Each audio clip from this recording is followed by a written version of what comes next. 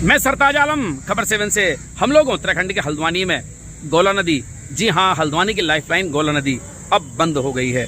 60,000 मजदूर जो इसमें काम करते हैं, यहाँ पर चलने वाले डंपर, ट्रक, ये सब चीज़ें अब यहाँ पर दिखाई नहीं देंगी, क्योंकि यहाँ पर अब जो सरकार का जो टारगेट होता है वो पूरा हो गया है। बरसात अब आने वाली है और अब बरसात की तैयारी भी करनी होती है, क्योंकि इसमें पानी बहुत ज़्यादा आता है। तो अंदर जो खनन कार्य है या चुगान कार्य है अब वो मुमकिन नहीं है। कब खुलेगी गोला नदी, 60,000 लोग अब आगे क्या करेंगे, इस पूरी स्टोरी पर लेकर चलते हैं आपको।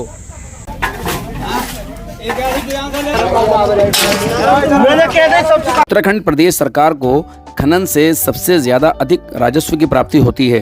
कुमाऊं के सबसे बड़ी गोला नदी, नंधौर और शारदा नदी से खनन सत्र समाप्त होते ही फावड़े व बेलचों की खनखनाहट भी बंद हो गई है।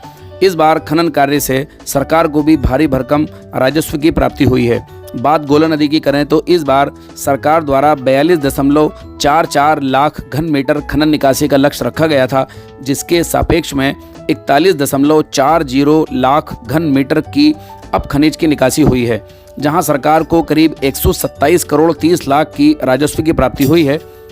इसके अलावा नंधौर नदी से 7,27,546 घन मीटर की निकासी होनी थी, जिसके सापेक्ष में 7,20,246 घन मीटर की निकासी हुई है, जहां सरकार को 20 करोड़ 18 लाख 84 हज़ार रुपये की राजस्व की प्राप्ति हुई है। इसके अलावा शारदा नदी में इस वर्ष 3,22,016 घन मीटर का लक्ष्य रखा गया था, जिसके सापेक्ष में 3,10,017 घन मीटर की निकासी हुई है, जिसके सापेक्ष में करीब 10 करोड़ रुपये की राजस्व की प्राप्ति हुई है। प्रभागीय वनाधिकारी तराई पूर्वी वन प्रभाग हिमांशु बागले ने बताया कि 31 मई को खनन सत्र समाप्त हो गया। मानसून सत्र को देखते हुए नदी को हर साल खनन कार्य के लिए बंद कर दिया जाता है। अक्टूबर माह में अब फिर से खनन कार्य शुरू होगा।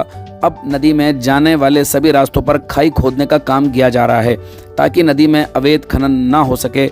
उन्होंने बताया कि अवैध खनन की रोकथाम के लिए सचल दल व गश्ती टीम को अलर्ट किया गया है। जी, गोला और नंधौर नदी का जो एफसी क्लियरेंस था 31 मई तक का था, तो जिसके कारण से कल नदी बंद हो गई है।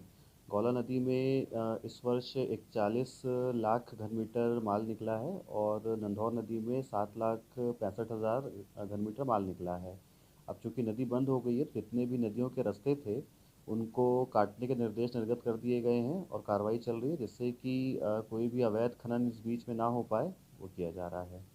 सर, मानसून सत्र देखते हुए अवैध खनन की ज़्यादा शिकायतें पाल रही है, इसके लिए क्या कोई टीम तैयार करना है?